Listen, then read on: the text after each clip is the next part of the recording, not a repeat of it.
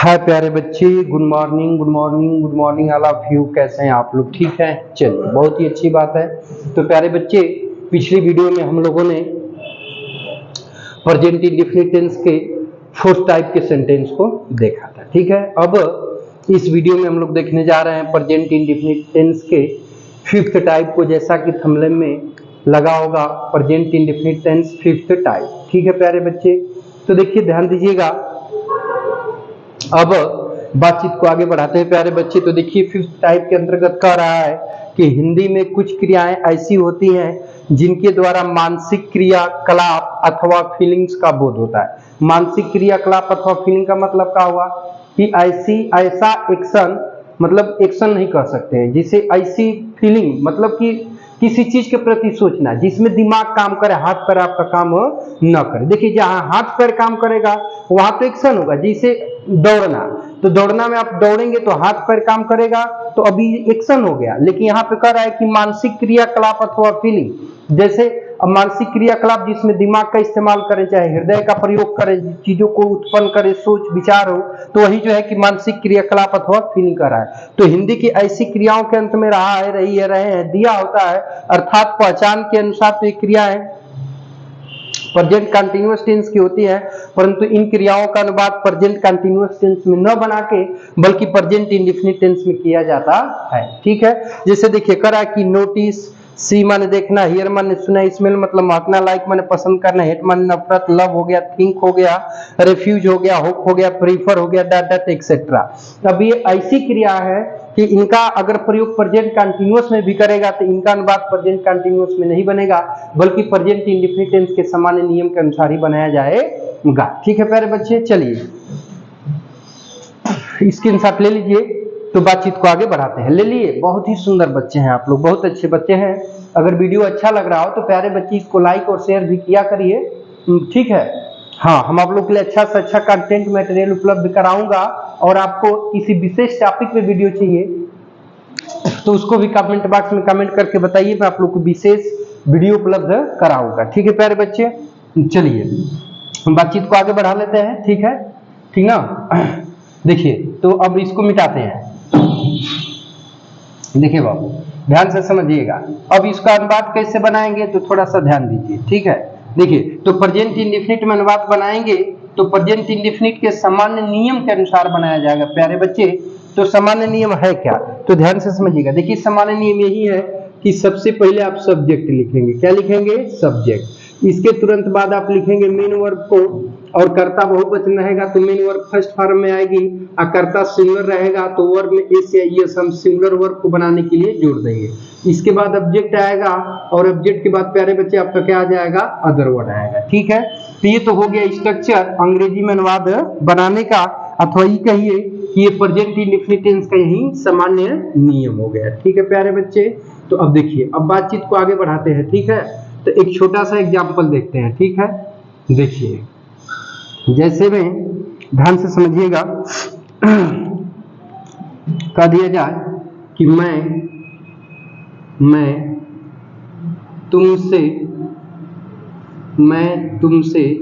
प्यार कर रहा हूं। ठीक है, तो देखिए जब किसी से आप प्यार करेंगे तो क्या इसमें एक्शन होगा? हाथ पैर का इस्तेमाल करेंगे? नहीं।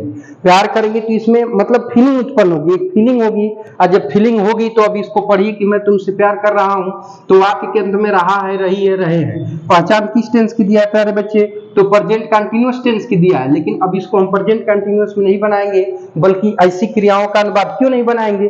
क्योंकि ये ऐसी क्रिया है, अब ये ऐसी प्यार करना ऐसी क्रिया है कि इसका प्रयोग प्रेजेंट कंटीन्यूअस में किया ही नहीं जाता है। ऐसी क्रियाओं का प्रयोग प्रेजेंट इंडेफिनिट टेंस में किया जाता है। तो जब इन क्रियाओं का प्रयोग हम प्रेजेंट कंटीन्यूअस में कर नहीं पाएंगे, पहचान प्रेजेंट कंटीन्यूअस की दिया है, तो फिर ऐसी क्रियाओं का अनुवाद किसमें बनेगा?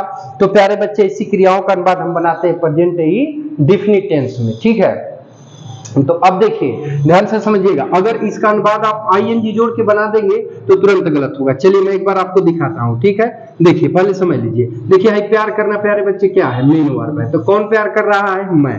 सब्जेक्ट हुआ। ठीक है, किससे कर रहा हूं? तुमसे। ये क्या हुआ? ऑब्जेक्ट, सपोजिटेड। ठीक है, तो अब इसका अनुवाद बनाओगे प्यारे बच्चे तो अगर कंटिन्यूअस टेंस के अनुसार बनाएंगे कि आई के साथ क्या लगाएंगे, एम, लव माने प्यार करना, आईएनजी जोड़ देंगे, लविंग, और तुमसे का मीनिंग क्या लिख देंगे, यू। तो अब बिल्कुल ही प्यारे बच्चे ये आपका क्या हो गया, तो तुरंत अब ये ईरर है। क्या है प्यारे बच्चे, ये ईरर है, गलत है। अब ये बनेगा किसमें, तो अब ये प्रेजेंट इंडेफिनिट में बनना चाहिए, प्रेजेंट कंटिन्यूअस में नहीं। तो देखिए, तो प्रेजेंट इंडेफिनिट बनाएंगे तो करता आई की मैं की अंग्रेजी आई हो जाएगी, प्यार करना का क्या होगा, लव, आई बहुवचन है तो इस वर्ब को फर्स्ट फॉर्म में लिख के क्या करेंगे, छोड़ देंगे, और तुमसे की मीनिंग क्या हो जाएगी, यू। तो इसका मतलब क्या हो गया, आई लव यू। तब अब आपका ये स्टेटमेंट क्या हो जाएगा, सही हो जाएगा। समझ में आ रही है ना। अब ये ऐसा लव ऐसी वर्ब है कि इस अंत में आप आईएनजी जोड़ ही नहीं सकते हैं, आप आईएनजी जोड़ नहीं सकते हैं। लव में आईएनजी जुड़ा हुआ देखे हैं, कहीं भी देखेंगे तो आई लव यू बोला जाता है, आई लव यू लिखा होता है। समझ में आ रही बात ना हो, और हंस लो, और हंस लो, गधा है कहीं के। प्यार मोहब्बत की बातों में तो नंबर 1 पे रहते ही हो तुम, ये तो हमको पता है, ठीक है। देखो तुम्हारी तरह एक बच्चा था, ठीक है, बच्चा नहीं कैदी था। तो जेलर ने पूछा, ये बताओ कि यदि तुम्हारी कोई अंतिम इच्छा है तो उसको पूरा कर दिया जाए।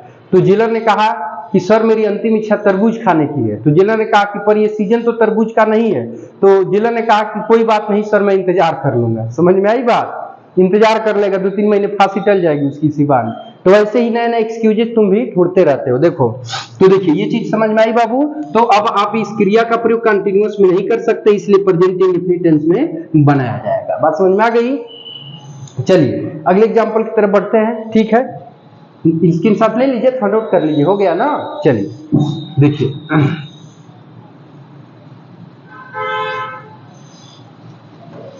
अगला एग्जांपल है कि मैं नहीं सॉरी तुम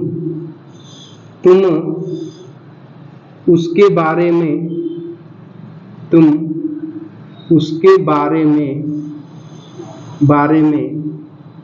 जान रहे हो। जानना जिसकी मीनिंग नो होती है वही वर्ब है, ठीक है। तो देखिए प्यारे बच्चे थोड़ा सा ध्यान दीजिएगा, ये जानना आपका क्या है प्यारे बच्चे, तो मेन वर्ब है, ठीक है। तो कौन जान रहा है, तो तुम, सब्जेक्ट हो गया, ठीक है। और ये आपका क्या हो गया प्यारे बच्चे, तो ये अदर वर्ड में आएगा, ठीक है, क्योंकि प्रीपोजिशन लगा दिया है। तो देखिए, तो जब हम बात बनाएंगे तो तुम की देखिए रहा है, रही है, दिया है, लेकिन अब ये जानना की मीनिंग नो होती है, तो क्या आप नो में आईएनजी जुड़ते हैं, चाहे नो में आईएनजी जुड़ता है, नहीं जुड़ता है। तो जानना के लिए दिमाग का प्रयोग करेंगे, कभी भी एक्शन नहीं होगा। इसलिए जब हम बात बनाएंगे तो प्रेजेंट कंटिन्यूअस में नहीं बल्कि प्रेजेंट इंडेफिनिट में। तो करता तुम की मीनिंग क्या हो जाएगी, यू। अब नो माने क्या होता है, जानना, ठीक है। अब ये करता प्लूरल है, तो हाई वर्ब को फर्स्ट फॉर्म में लिख के क्या करेंगे, छोड़ देंगे। उसके बारे में, तो हाई के बारे में की अंग्रेजी हो जाएगी आप, और उसके की मीनिंग क्या हो जाएगी, हिम। बस यहाँ लगा देंगे फुल स्टॉप। समझ आई बाबू बात। चलो हो गया बाबू। चलो अगले एग्जांपल की तरफ बढ़ते हैं, ठीक है। देखिए प्रिया सोहन से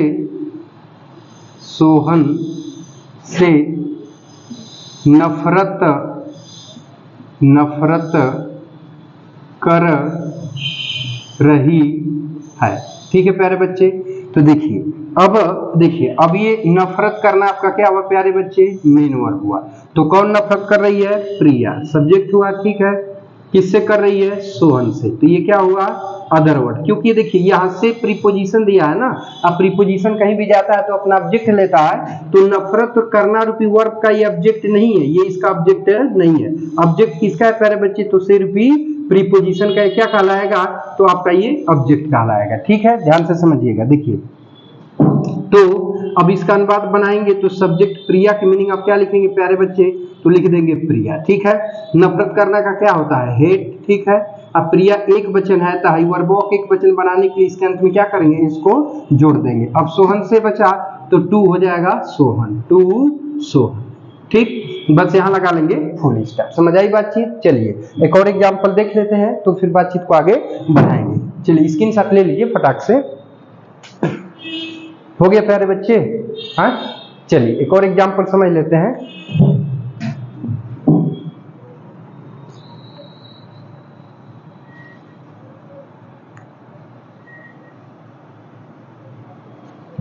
देखिए अगला एग्जांपल है कि वह